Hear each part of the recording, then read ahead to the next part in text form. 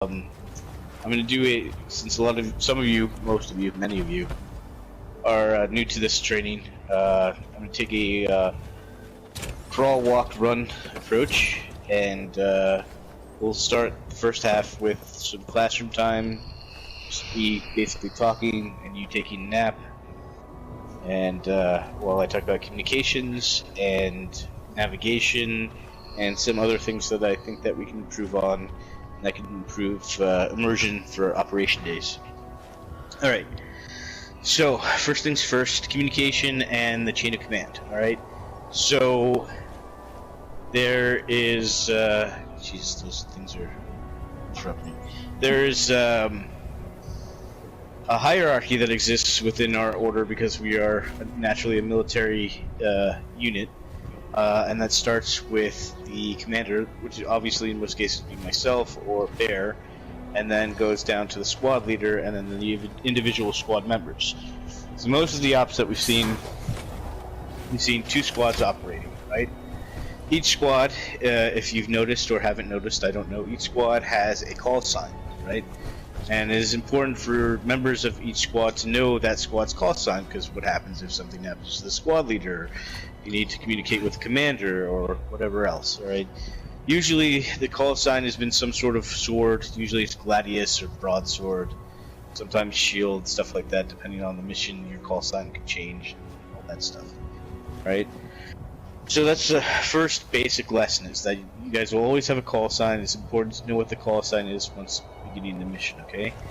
Other communication stuff. Radio communications has been fairly popularized in the media and in movies, and so everybody sort of has some familiarity with it if they've ever watched, you know, Black Hawk Down or any other war movie or stuff like that. Fuck. I call a C.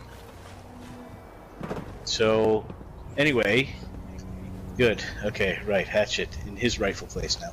Anyway, so yeah. So based on that familiarity, people know how to say out and copy that and roger that and stuff like that. All right. One thing that we do not. The one thing that we do not say is 10-4. Okay. Fucking truckers say 10-4. So Zarjar and some others that have been saying 10-4 cap. 10-4. Copy that. Yes, sir. Right. All right. So 10-4 immediately, cap, everybody, yeah, fuck you all, you're douchebags. Nazis. 10-4. I'll keep Also, it. anyway, Out. I think I've gotten my point across. Yeah. Fuck you all. All right. So, sorry. Anyway. Yeah, so alright. Right. So, when a message is understood, you can say copy. You know, like I copy that, blah blah blah. Copy that. Right. Copy that. Right.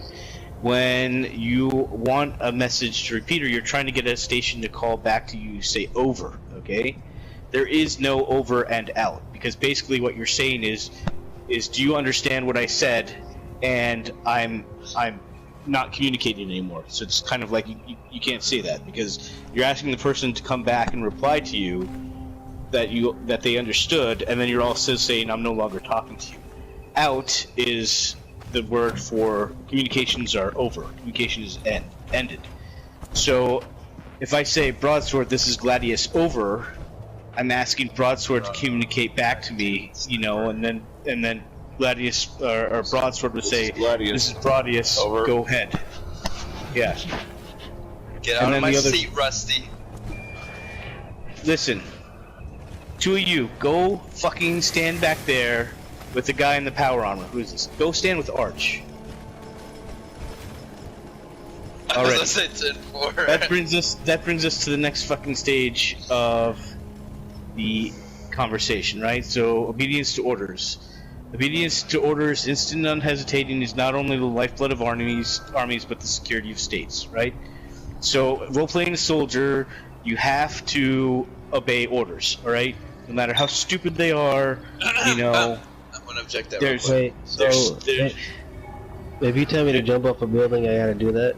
I would say, find the smartest way to fucking do so. I'll entertain a question and answer period at the end. Just let me talk until the end, and I'll give everybody their chance to speak. Alright?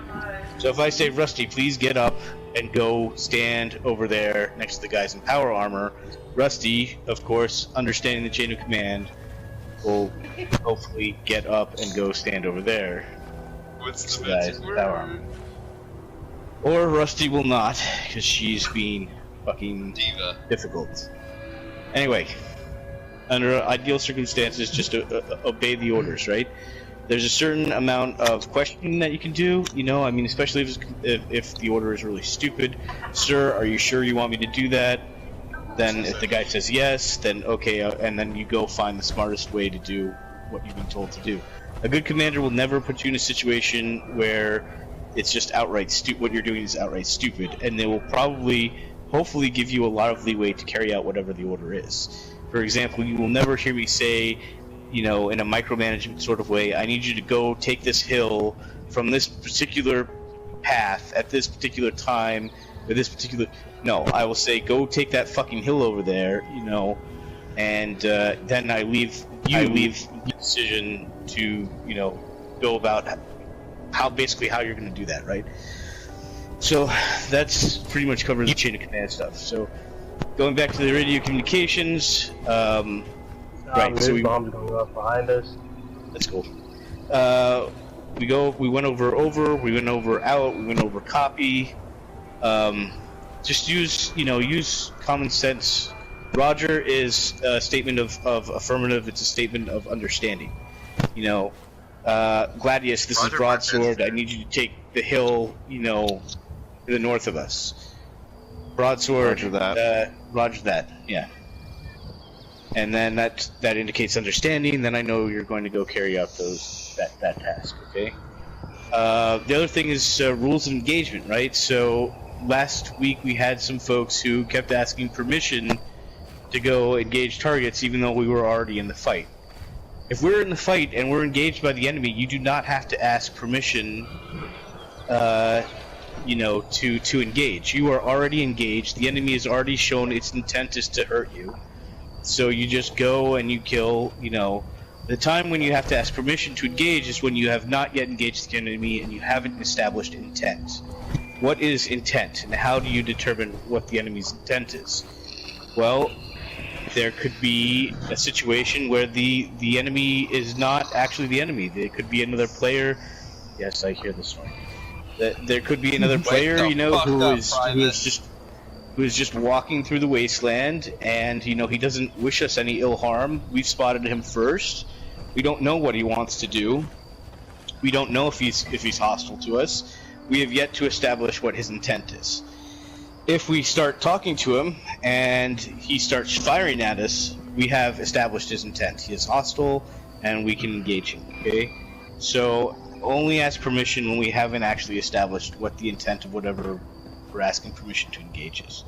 All right. Once we've actually engaged, you guys are weapons free. All right.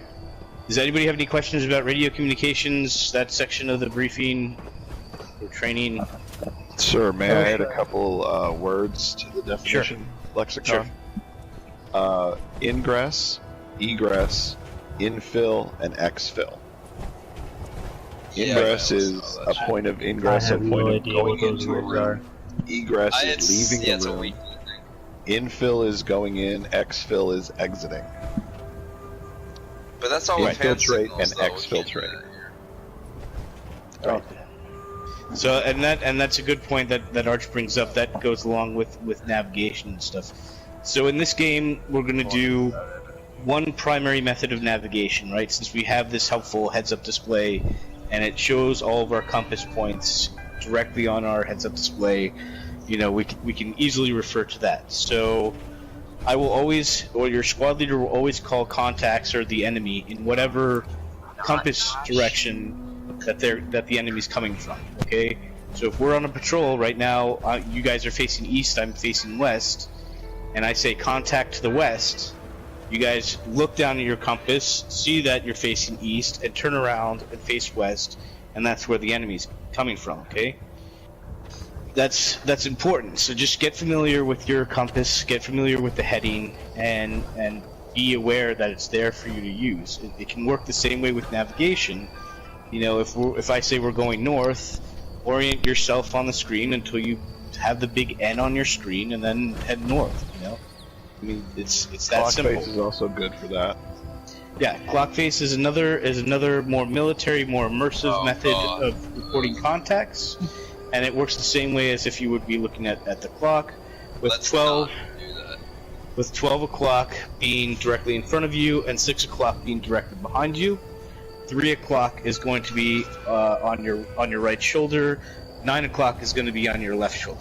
So if you think that way, and then all the points in between would be all the points in between, just as a clock would appear. Right? So it's another way to do that. I think we'll probably end up sticking with north, south, east, west type stuff because people can easily because the orient their clock character. thing only works if they're facing the the same clock only direction. works if they're oriented the same. Yeah. Right.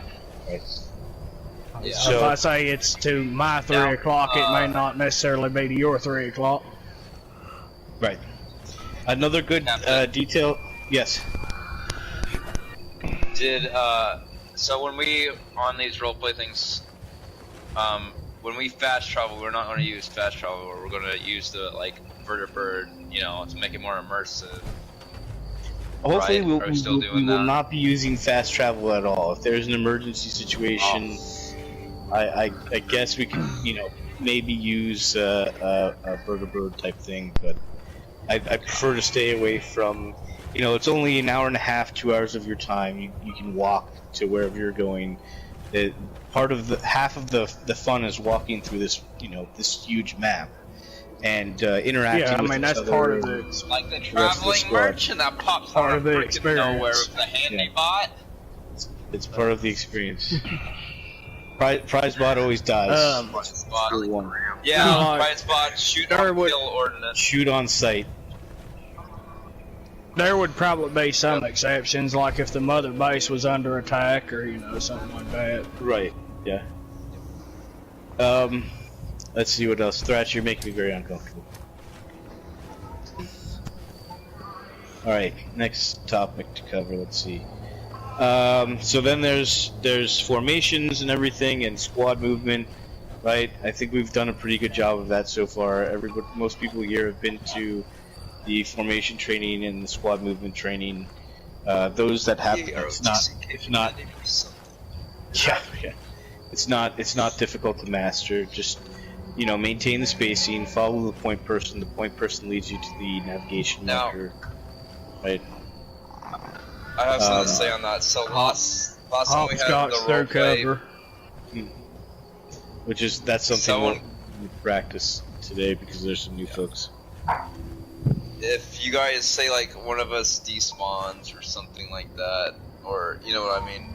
So you guys isn't it fall into the front to shuffle it down to correct it?